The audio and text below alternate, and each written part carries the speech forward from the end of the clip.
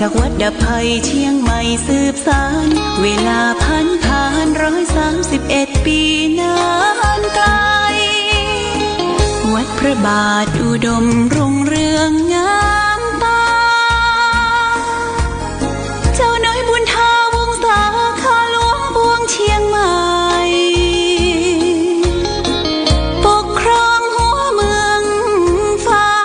ทุ่มเทแรงกายแรงใจทุกชาติพันธุ์รวมใจรักษามัคคี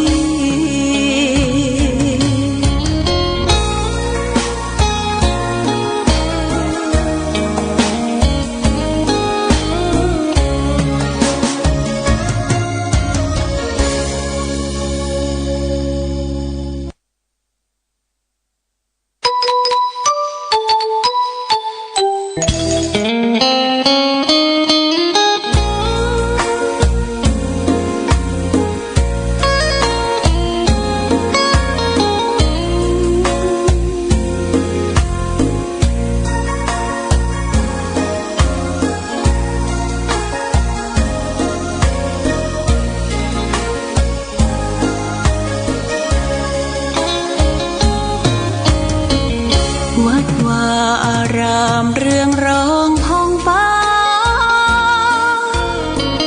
สืบสานนานมาล้านนาแดนไทยวัดพระบาทอุดมน้ำบ่อสาวาเล่าขานกันมานานไกลศาสนายิ่งใหญ่ของชนชาวไทยพระพุทธบาทจำลองของพระสัมมาองค์พระศาสดาพุทธบูชากราบไหว้องค์พระเจ้าฝางอุดมศิลป์ผู้สร้างสรรค์มานานไกลนามอุดมก้องไปสมในฉายาก่อนเป็นวัดร้างโบราณสืบสาน2524พระมหาราชครูเกษราปัญญาปรมาติกาจารย์จากวัดดับภัยเชียงใหม่สืบสานเวลาผ่าน131 ปีนานไกลวัดพระบาทอุดมรุ่งเรืองงามตาเจ้าน้อยบุญทาวงศาข้าหลวงบวงเชียงใหม่ปกครองหัวเมืองฟ้าทุ่มเทแรงกายแรงใจ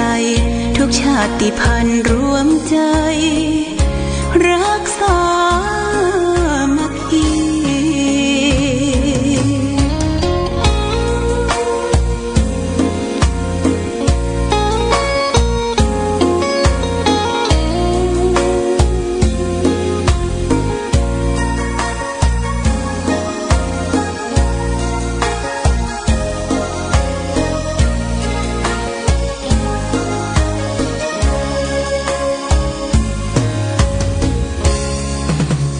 เป็นวัดร้างโบราณสืบสาน2524พระมหาราชครูเกษราปัญญาปรมาติกาจารย์จากวัดดับภัยเชียงใหม่สืบสานเวลาผ่าน131 ปีนานไกลวัดพระบาทอุดมรุ่งเรืองงามตาเจ้าน้อยบุญทาวงศาข้าหลวงบวงเชียงใหม่ปกครองหัวเมืองฟ้าทุ่มเทแรงกายแรงใจทุกชาติพันธุ์รวมใจรักษามัคคี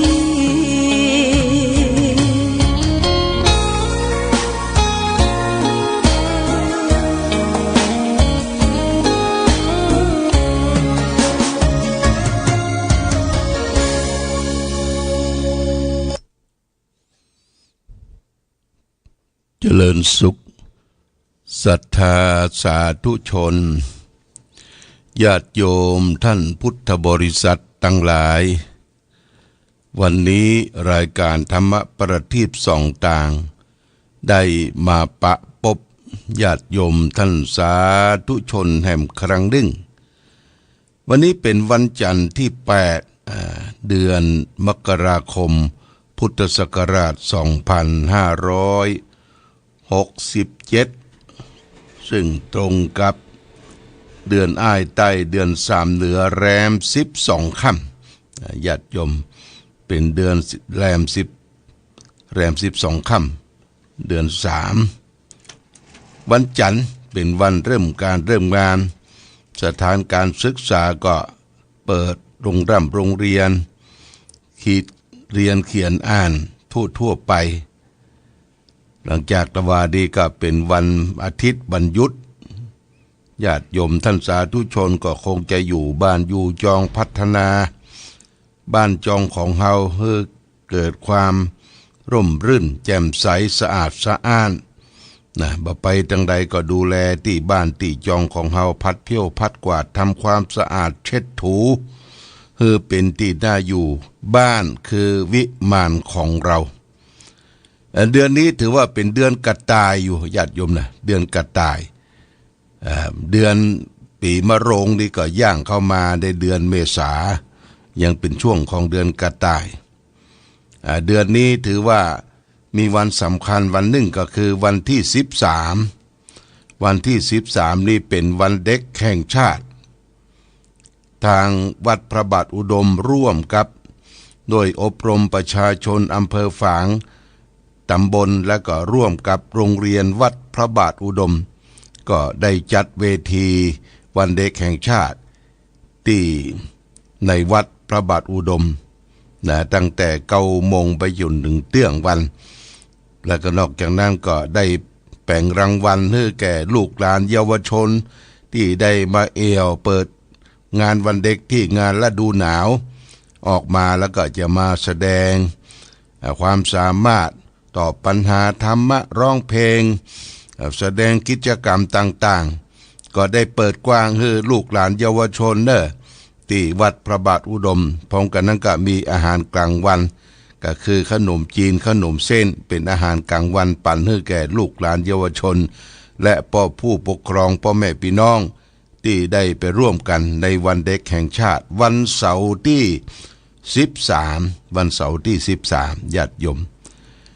แล้วก็วันครูนี่ก็วันที่16นะวันครูทางคณะครูบาอาจารย์ก็จะจัดงานวันครูหรือที่ได้กำหนดการไว้ที่ใดก็ไปร่วมกันอันนี้ก็แจ้งให้แก่ศรัทธาญาติโยมท่านสาธุชนทั้งหลายได้รับทราบเกี่ยวกับกิจการงานสำคัญของต่างบ้านต่างเมืองต่างวัดวาอารามก็จะมีงานเกิดขึ้นในช่วงตั้งแต่เดือนปีใหม่เป็นต้นไปก็หลายวัดก็จะมีงานปอยหลวงนะงานปอยหลวงงานเฉลิมฉลองวัดศรีบุญเรืองสองแควนี่เปิ้นก็จะมีงานทำบุญฉลองพระเจ้าใหญ่ตั้งแต่วันที่26 27 28 3 วันนะ3 วันแล้วก็วัดสันทรายของน้อยเบิ่งก็จะยกช่อฟ้าวันที่26วันศุกร์ที่26ที่ยกช่อฟ้าอุโบสถอันนี้ก็ไปร่วมกันไปอยู่ที่ไหนใกล้ก็ไปร่วมบุญร่วมกุศลด้วยกันนี่แจ้งญาติโยมท่านสาธุชนท่านทั้งหลายรับทราบอากาศท้องถิ่นก็มันบ่หนาวญาติโยมเด้อมันบ่หนาวแล้วก็บ่ร้อนเท่าใดก็เฮาพออยู่ได้ทำการทำงานหมดเจ้าจะไปงานที่ไหนก็ได้อย่างสบายนี่ก็เป็นเรื่องของบรรยากาศท้องถิ่นวันนี้จะเอาสาระธรรมมาฝากคือแก่ญาติโยมท่านสาธุชนทั้งหลายวันนี้เอาเรื่องของเมตตาวิหารีกถาเมตตาวิหารีกถาว่าโดยผู้อยู่ด้วยเมตตาผู้อยู่ด้วยเมตตา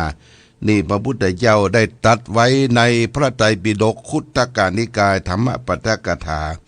พระไตรปิฎกเล่ม25หน้า764โดยพระพุทธเจ้าได้ตรัสแล้วก็ท่านได้ร่างออกมาเป็นคลังธรรมมาให้เขาท่านทั้งหลายได้รับทราบรับฟังเป็นภาษาบาลีเมตตาวิหารีโยภิกขุปะสันโนพุทธศาสเนอธิขัดเชปทังสันตังสังขาโรปสมังสุขังแปลว่าภิกษุอยู่ด้วยเมตตาเป็นอาจินเลื่อมใสในพระพุทธศาสนาพึงบรรลุบทอันสงบเป็นที่เข้าระงับสังขารอันนำสุขมาให้ญาติโยมท่านสาธุชนทั้งหลายแต่วานี้เป็นวันที่7วันที่7เดือนธันวาคมวันที่7เดือนธันวาคมนี่เป็นวันครบรอบมรณภาพของเจ้าพระคุณสมเด็จพระยาวชิโรดมนะหลวงพ่อวิริยังหลวงพ่อวิริยังนี่เปิ้นลูกศิษย์ลูกหาเปิดสำนักปฏิบัติธรรมวัดป่าสมเด็จที่ตำบลท่าตอนใกล้ๆวัดสันต้นดูนะก็หลวงพ่อได้คืนวันที่6ก็ได้ไปร่วมในการแสดงธรรมเทศน์ธรรมเจริญพุทธมนต์เป็นการครบรอบ104ปีชาติการตะวันนี้นะเป็นการครบรอบ104ปีชาติการของหลวงพ่อวิริยังหรือสมเด็จญาณวชิโรดมนะทีนี้มันมาเกี่ยวข้องกับเมตตาญาติโยมเกี่ยวข้องกับธรรมะที่ได้นำมาเสนอวันนี้หลวงพ่อท่านเป็นผู้นำทางจิตพลังจิตก็คือเปิดสาขาให้ญาติโยมท่านสาธุชนได้ประพฤติปฏิบัติคำว่าประพฤติปฏิบัตินำเรื่องของจิตใจโดยตรงเรื่องการภาวนาโดยตรงเป็นการสร้างพลังจิตของแต่ละท่านแต่ละคนเมื่อทุกคนมีพลังจิตคือจิตใจแน่วแน่มีสมาธิมีความตั้งมั่นดีแล้วตัวที่ตามมาคือเมตตาญาติโยมนะตัวเมตตาเนี่ยเกิดขึ้นเมื่อเมตตาเกิดขึ้นมนุษย์โลกเขาที่อยู่ร่วมกันเนี่ยก็มีความถ้อยทีถ้อยอาศัยอนุเคราะห์สงเคราะห์ซึ่งกันและกันแบ่งปันความสุขคือแก่กันและกันบริหารประโยชน์ตนประโยชน์พวกพ้องแบ่งปันความสุขทำประโยชน์ตนประโยชน์ท่านนี่เกิดจากจิตนี่เกิดจากใจที่มีพลังมีสมาธิมีความตั้งมั่นติดตามมาด้วยเมตตาเป็นเครื่องค้ำจุนโลกคำว่าโลกที่นี้ก็คือหมู่สัตว์ที่อาศัยอยู่ในปฐวีก็คือแผ่นดินเนี่ยญาติโยมโลกที่เราอาศัยอยู่ถึงวันจะสงบร่มเย็นด้วยเมตตาธรรมเป็นเครื่องค้ำจุนโลกเนี่ยญาติโยมเฮาเมตตาต่อสรรพสัตว์ทั้งหลายบักกล้าทำฆ่าสัตว์ตัดชีวิตทั้งต่อหน้าและรับหลังนะจิตใจเฮาก็มีสมาธิมีความตั้งมั่นกล้ามีความสยาดมีความสะดุ้งกลัวต่อภัยอันเป็นบาปเป็นมหันตโทษมีหิริมีความละอายแก่ใจมีโอตปะความสะดุ้งกลัวหยาดกลัวต่อการทำบาปนี้เกิดจากการที่ได้มีเมตตาจะเกิดขึ้นด้วยการภาวนาเมื่อจิตของเฮาริ่งน้อมมีพลังของจิตอิ่มด้วยละเบิกบานแล้วหลวงพ่อเจ้าพระคุณสมเด็จพระยาณวชิโรดมหรือหลวงพ่อวิริยังท่านบอกว่าบุคคลนั้นแหละมีเมตตาทำงานเผยแผ่พระพุทธศาสนาหามรุ่งหามค่ำเผยแผ่ทั่วไปทั้งในประเทศไทยและต่างประเทศถ้าเฮาขาดเมตตาในญาติโยมมันบหารส่วนรวมมันบหารคนทั่วไปทำได้จำเพาะตนเองเท่าอัน จำเพาะตนเองในวัดตัวเองแล้วก็เฉพาะในครอบครัวตัวเองบ่คิดจะเผยแผ่เมตตาให้แก่คนอื่นเขานะคนที่มีเมตตาเผยแผ่แก่คนอื่นเขาก็เกิดจากจิตใจอันตั้งมั่นเกิดจากสมาธิมีความตั้งมั่นของจิตใจประกอบโดยเมตตาธรรมเนี่ยญาติโยมนะเมตตาธรรมเพราะฉะนั้นเมตตาจึงเป็นเครื่องค้ำจุนโลกโดยเฉพาะอย่างยิ่งภิกษุผู้อยู่ด้วยเมตตาเป็นอาจินเลื่อมใสในพระพุทธศาสนาถึงบรรลุบทอันสงบเป็นที่เข้าไประงับสังขารอันนำความสุขมาให้ได้เปิ้นเนนภิกษุคือเป็นผู้นำทางจิตทางวิญญาณของศรัทธาญาติโยมเป็นเจ้าสำนักเป็นเจ้าอาวาสเจ้าคณะผู้ปกครองนี่ผู้ประกอบโดยเมตตาเป็นอาจินเลื่อมใสในพระพุทธศาสนาและก็พึงบรรลุบทอันสงบคือเข้าใจในความสงบกายสงบใจเข้าใจแล้วก็มีความเผยแผ่เมตตาแก่เพื่อเข้าไประงับสังขารอันนำความสุขมาให้ก็จะแผ่เมตตาให้แก่บุคคลอื่นเพราะฉะนั้น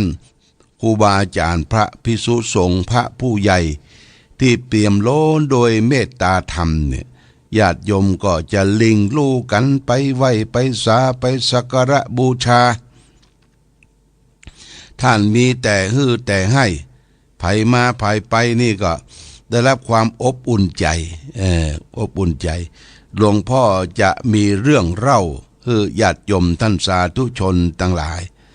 อย่างท่านเจ้าครูบาศรีวิจัยนะนักบุญแห่งล้านนาไทยของเฮาครูบาเจ้านั้นท่านประกอบโดยเมตตาธรรมเป็นครูบาเจ้าศีลธรรมทุกชาติทุกภาษาจะเป็นคนกะเหลี่ยงกะเลาะมูเซอคนบ้านคนเมืองที่ไหนเข้าไปไหว้ครูบาก็แผ่เมตตาให้แก่คนเขาเหล่านั้นเพื่อได้รับธรรมะเพื่อได้รับความสุขเป็นคนดีคนก็ลิงลู่กันไปอย่างยกตัวอย่างเช่นที่เปิ้นไปนั่งนักที่จะสร้างหนทางขึ้นดอยสุเทพได้ไปนั่งนักที่วัดศรีโสดาห้วยแก้วญาติโยม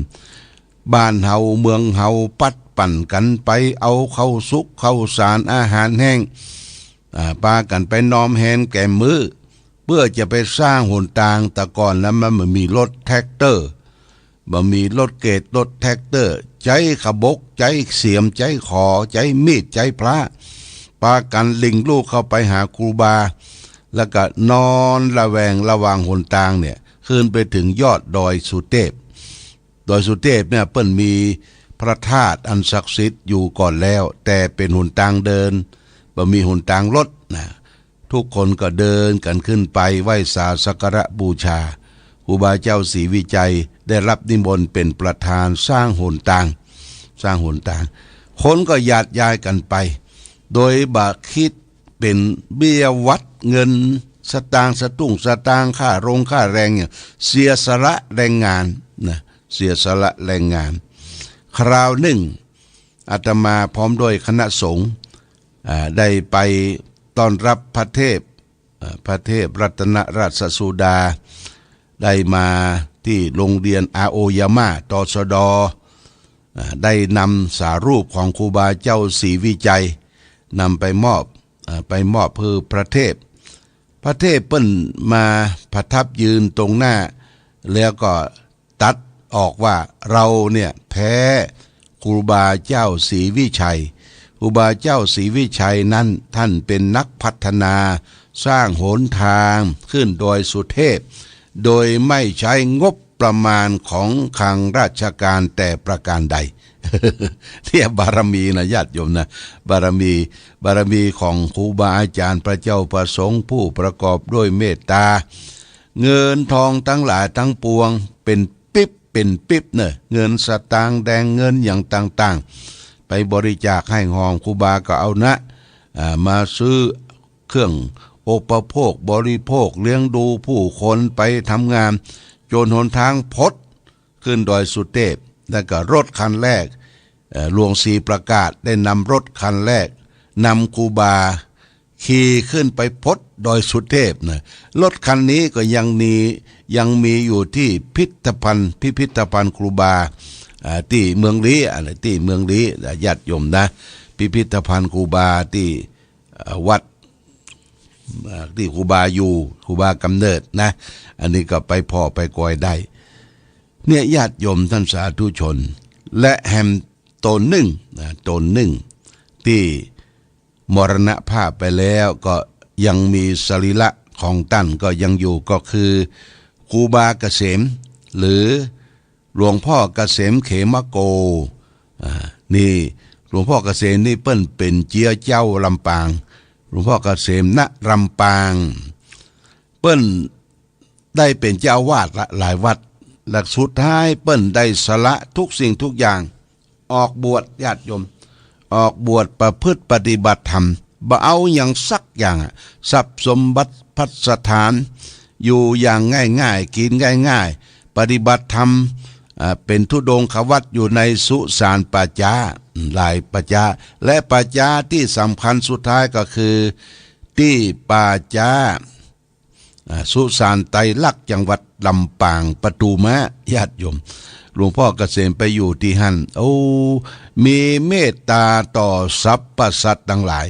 มีเมตตาต่อผู้คนทั้งหลายหลวงพ่อเกษมปฏิบัติธรรมอย่างวิกฤตแม้แต่ว่าผ้าไตรจีวรเนี่ยก็ปีหนึ่งห่มชุดเดียวญาติโยมชุดเดียวนั่นน่ะถือธุดงควัตอยู่ป่าช้าถ้ามันปุดมันขาดหลวงพ่อเกษมก็เอาได้มาปะมาชุนเป็นจีวรการโก้งสีขาวพ่องสีกักพ่องสีอย่างพ่องแล้วก็ไปบิณฑบาตโปรดญาติโยมและฉันเข้ามื้อเดียวนะจนเป็นที่เรื่องลือแก่ผู้คนทั้งหลายเพราะหลวงพ่อมีแต่ฮือแต่ให้ยกตัวอย่างเช่นเราไปไหว้ครูบาเกษมที่สุสานไตรลักษณ์จังหวัดลำปางเอาขนมไปเป็นปิ๊บเอาผลหมากรากไม้แอปเปิ้ลยังไปถวายหลวงพ่อเปิ้ลจะเอาไว้น้อยเดียวนะเอาไว้น้อยเดียวขนมเป็นปิ๊บเอาไว้สัก2-3 ชิ้นแอปเปิ้ลจะเอาไว้สักลูกหนึ่งและของที่เอาไว้นั่นก็ยังฉันน้อยเดียวแล้วก็พาเป็นกีบขนมกับบิดออกเป็นซีกเอาผุยผายแก่สรรพสัตว์ทั้งหลายที่อยู่ในสุสานปัจจาของที่เหลือนั้นเอาคืนแก่ญาติโยมว่าเป็นยาเนอลูกหลานเอาไปเป็นยุคเป็นยานี่เขาก็รับมาสัตว์ที่อยู่ในสุสานปัจจาไตรลักษณ์จังหวัดลำปางเต็มไปหมดเป็นงูนิ้วกิ้วกอดต่างๆอยู่ยั่วเยะแต่บัดทำร้ายบัดคบบัดตอดหลวงพ่อแต่มีสัตว์ชนิดหนึ่งญาติโยมมันเป็นสัตว์ที่ถ้าจะบ่งหูอย่างมีหน้าที่คือสูบเลือดกินเลือดก็คือยุงเนี่ยมันบ่หูว่าหลวงพ่อมีเมตตาธรรมต่อมันทีนี้ยุงมากัดหลวงพ่อก็มีเมตตาต่อยุงบัดดินบัดต้วงพอมันดูดเลือดต้องมันตึงแดงปะลึงแล้วก็หลวงพ่อก็ก้อยเอามือไปทิ่มไปกำว่าเปาะเดี๋ยวจะเอาไปบ่แปะเรื่องยุงตัวนั้นก็บินไปซิ่วอันนี้คือเมตตาธรรมญาติโยมปล่อยให้มันดูดเลือดไปมันกินไปยุงก็ต้องตายนะยุงกินเลือดคนเนี่ยมันเต็มต้องไปก็ต้องตายญาติโยมหลวงพ่อดูดเลือดหลวงพ่อเปาะเดี๋ยวเอาไปบ่แปะเอามือจิยุงบินไปซิ่วเนี่ยตรงกันข้ามกับหมู่เฮาและท่านทั้งหลายถ้ายุงมาคบมาตอดเลยมันบินอยู่ในสุดในมุ้งเฮาวังไล่วักไล่ตบกลัวมันมาคบมันตอดนี่ขาดเมตตาธรรมเพราะฉะนั้นหลวงพ่อเปิ้นมีเมตตาปีหนึ่งอาบน้ำหนเดียวปีหนึ่งก็เปลี่ยนผ้าชุดเดียวผ้าที่บะชุดจะเป็นขี้ไขคนก็ลังไหลกันไปไหว้ไปสาไป ปัจจุบันนี่สุสานไตรลักษณ์จังหวัดลำปางเป็นที่โล่งโปร่งญาติโยมมีอนุสาวรีย์ครูบาเจ้าเกษมณลำปางแล้วก็มีสารูปของท่านเปิ้นยังบับเผาบับพระราชทานเพลิงเตื้อเขาก็ไปไหว้ไปสาคอโจกคอปอนได้นี่คือเมตตาตายแล้วคนยังไหว้ยังสาสักการะบูชาสรรเสริญยกย่องเทิดทูนเป็นผู้นำทางจิตทางวิญญาณของเราและท่านทั้งหลายเพราะฉะนั้นจึงว่าด้วยเมตตาเป็นเครื่องค้ำจุนโลกญาติโยมคือเมตตาต่อสรรพสัตว์ต่อเพื่อนมนุษย์ด้วยกันจะไปจังกันจะไปเดือดร้อนจะไปบุยปากใส่กันจะไปถุยน้ำลายใส่กันญาติโยมคนเฮามนุษย์เหมือนมนุษย์ขี้เหม็นเหมือนกันหมดอ่ะอย่าไปอวดดีอวดตัวว่าล้ำเลิศประเสริฐกว่าคนอื่นนะคือเอาเมตตาธรรมเป็นที่ตั้งนี่ฝากไว้เป็นหลักคิดคือแก่ญาติโยมท่านสาธุชนทั้งหลายวันนี้รายการธรรมประทีปส่องตางได้มาพบญาติโยมท่านสาธุชนทั้งหลายก็พอสมควรแก่กาลเวลาขอความผาสุขความมีธรรมจงบังเกิดมีแก่ศรัทธาสาธุชนญาติโยมทุกท่านรายการธรรมประทีปส่องตางขอลาก่อนขอผู้ฟังจงตั้งมั่นจิตหันษา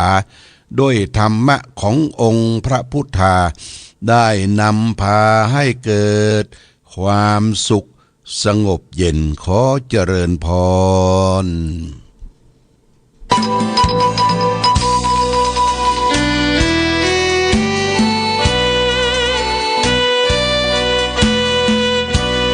น้อมนำตำนานผ่านทุกรุ่นองค์บุญหลวงพ่อแก้วทันตะจิตโตมีบุญญาบารมีมากโขมีพุทโธเป็นที่นำทาง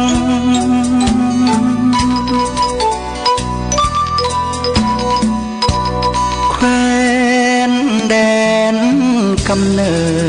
ดเกิดมา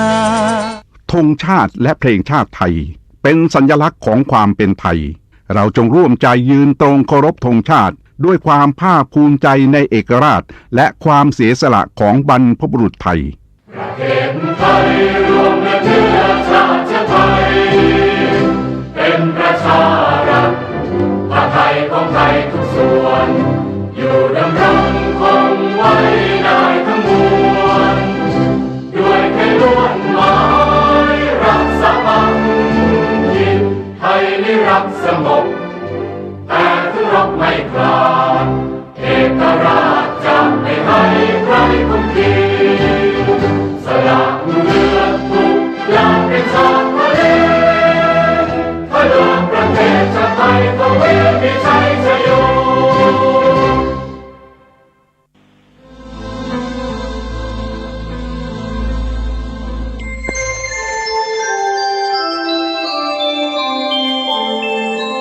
ขณะนี้ท่านกำลังฟังสถานีวิทยุกระจายเสียง FM 104.5 เมกะเฮิรตซ์